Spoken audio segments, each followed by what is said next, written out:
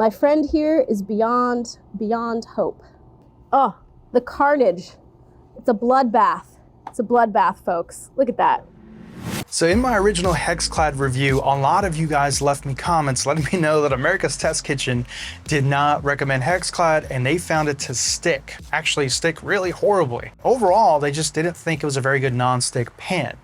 So in my original review, I found Hexclad extremely non-stick. Now, not as non-stick as traditional Teflon pans, but way more non-stick than traditional stainless steel pans. I'm gonna try to duplicate or replicate what America's Test Kitchen did and see if I can try to get the same results and figure out what's going on. Because personally, I actually love America's Test Kitchen and most of their recommendations are spot on. So that video definitely piqued my interest.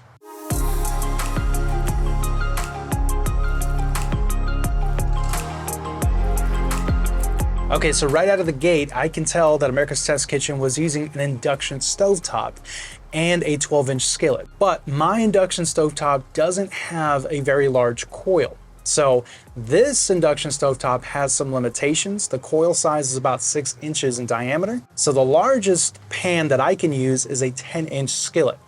Now, based on other videos that I've seen with America's Test Kitchen, they like to use the Polyscience induction stovetop, which I believe has a 9-inch coil. So their induction stovetop can effectively and evenly heat up a 12-inch skillet. Mine can't, but that's a minor difference, and it's not going to matter too much because we are scaling down accordingly.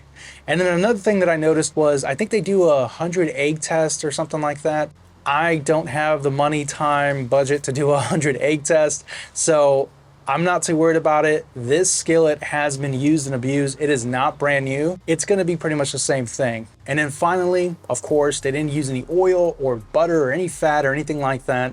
So this is gonna be a no fat cooking test and we'll see what's going on. Let's see if we get similar results.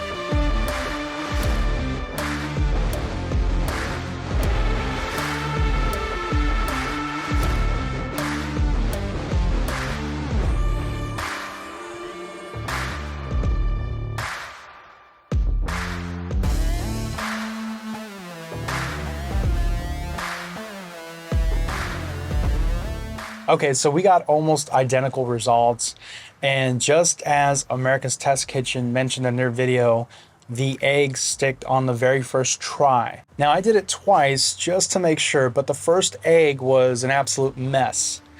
And then I lowered the temperature on my induction stovetop and really tried to pay attention to the temperatures as if I was using a stainless steel skillet, and I got better results. The egg didn't stick as much, but it was still pretty sticky. So I came to the conclusion that these are not non-stick pans, they're hybrid pans. They're somewhere in between a traditional non-stick pan and a stainless steel pan. Now, I think they're way more non-stick than stainless steel, but I've also shown before that you can make stainless steel pretty non-stick if you want to, if you mind the temperatures and really kind of keep an eye on your temperature control, but it takes a lot of effort from you. So with Hexclad, you can kind of turn off your brain. Now in the original video that I did, I put like a dab of butter, and that's all you need. Just a little dab of butter and they're pretty non-stick. You'll get pretty much the same results as a traditional non-stick pan, but if you're looking to like do no fat cooking or nothing in there at all, then just reach for a nonstick pan. In their instructions, they do say that you need to put a little bit of oil, a little bit of fat, just a dab, and that should be enough to benefit from their nonstick properties, which is what I saw in my first impressions video. And the other thing is, I'm not in any way, shape, or form endorsing Hexclad or not endorsing Hexclad.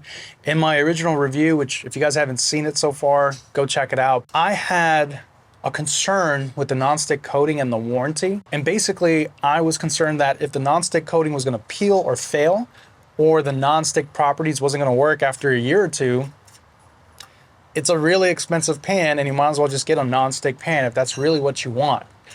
But on this channel, I've always advocated for learning how to properly use the big three, and that's cast iron, carbon steel, and stainless steel. And if you know how to use those, you can use anything and you shouldn't have any problems.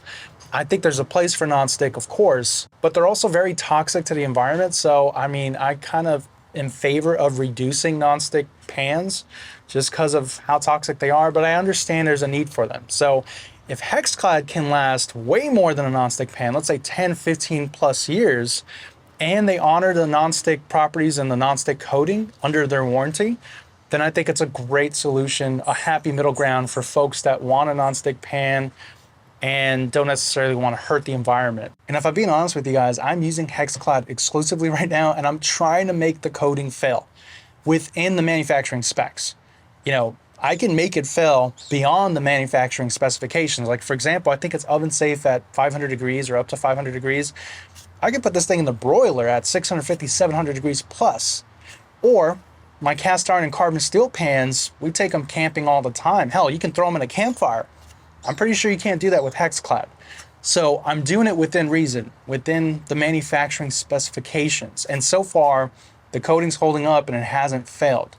So that's a really good thing. But look for a future video where I'm gonna give you guys kind of my final thoughts after using it for a while and not when it's entirely brand new. And then another thing is I like to use gas stovetop. So in my original video, I used a gas stovetop. Induction's really responsive. And like I said, the coil size really matters. Check out my video where I kind of went over why the coil size matters using a thermal imaging camera, and you'll see what I mean. But yeah, when you're buying an induction stovetop, the markings are very misleading. So be careful, watch out. So originally when I saw America's Test Kitchen's video, I thought either A, the induction stovetop wasn't a 9-inch coil, maybe they're using a 6-inch coil and they didn't know it. But I know them and I know that they talked about induction coil sizes before and they really like the poly science. So that was kind of unlikely. And then the other thing I thought about was, well, maybe their temperatures were way off because it really matters with induction stovetops. And since they're not using oil, I couldn't see if, you know, the pan was overheating or smoking or anything like that.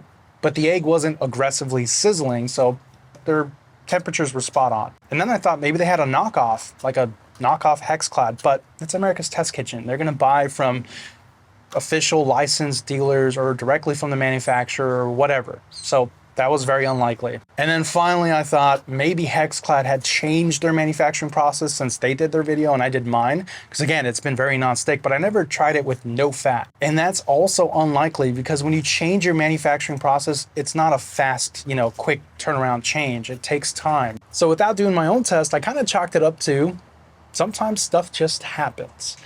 Anyways, I hope you found this video informative and I'll catch you guys on the next one. Take care, everybody.